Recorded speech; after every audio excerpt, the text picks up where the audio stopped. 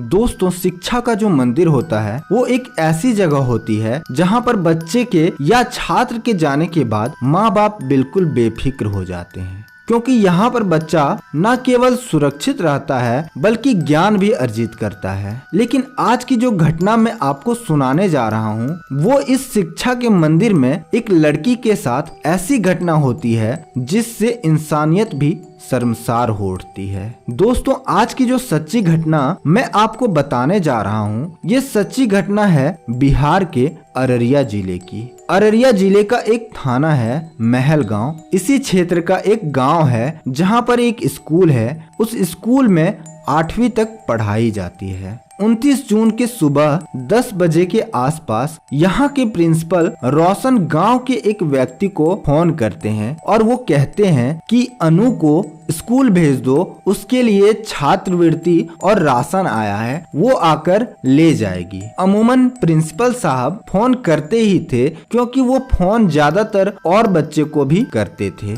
लड़की के पिता ने अपनी बेटी को बेफिक्र होकर उसे स्कूल भेज दिया। वो लड़की स्कूल जाती है और स्कूल जाने के बाद प्रिंसिपल से जाकर मिलती है। उसके बाद प्रिंसिपल उसको फर्स्ट फ्लोर पर लेकर जाते हैं और एक कमरे में बंद कर देते हैं और खुद भी बंद हो जाते हैं और उसके बाद उसका एक एक कपड़ा उतारते हैं और कपड़े उतारने के बाद उस लड़की के साथ बलात्कार करते हैं। लेकिन ये दिन आज पहले जैसा दिन नहीं था, क्योंकि ये दिन अलग था। 29 जून को जैसे ही वो लड़की स्कूल जाती है तो उसका एक लड़का पीछा कर रहा होता है। यानी कि जहाँ स्कूल है वहाँ से कुछ ही दूरी पर एक पंडित जी का मकान है। उस पंडित जी का बेटा आलोक शर्मा इस लड़की का पीछा कर रहा था और पीछा करता करता उस कमरे के पास भी पहुंच जाता है और वो अपनी आंखों से वो सब हरकतें, वो सब गंदे काम होते देखता है जो एक प्रिंसिपल एक छात्रा के साथ करता है। उसके बाद आलोक शर्मा ने शोर मचाना शुरू कर दिया और उस शोर को सुनकर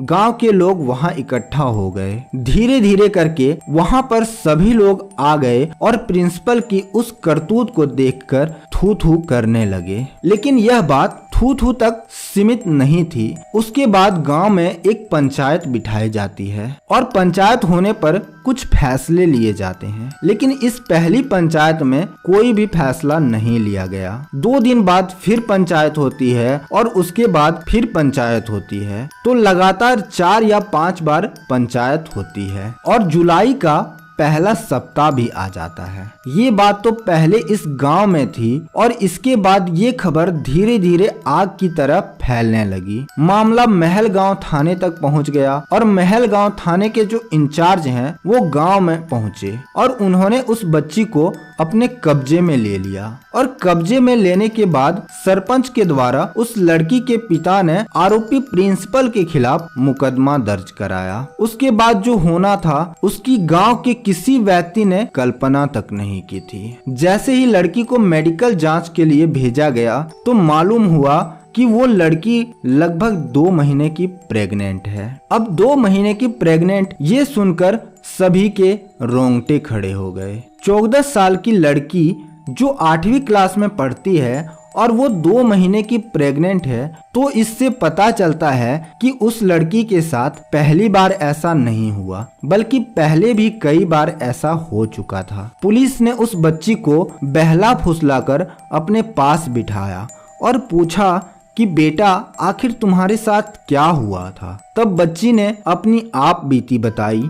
ये सुनकर सभी के होश उड़ गए। दरअसल बात कुछ इस तरह की थी। लगभग 3 महीना पहले शिक्षक ने ऐसे ही फोन करके अनु को बुलाया था। अनु उसके पास आई और उस दिन भी उस स्कूल में कोई स्टाफ नहीं था, कोई भी बच्चा नहीं था, थे तो सिर्फ प्रिंसिपल और वो बच्ची। आज भी उन्होंने वैसे ही किया जैसे उसने उस दिन किया था। उस प्रिंसिपल ने उस बच्ची के एक एक करके कपड़े उतारते चले गए और उसके साथ अश्लील हरकतें करते रहे। वो बच्ची डर के मारे कुछ भी नहीं बोल सकी। पहली बार उसके साथ लगभग 3 महीना पहले रेप किया गया था। उसके बाद प्रिंसिपल ने उसका वीडियो बनाया, उसकी कुछ फोटो लिया और कहा कि यदि ये बात तुमने किसी को बताई तो ये बात मैं सबको बता दूंगा और ये वीडियो मैं वायरल कर दूंगा, जिससे तुम्हारी बहुत बदनामी होगी और तुम्हारे पिता की भी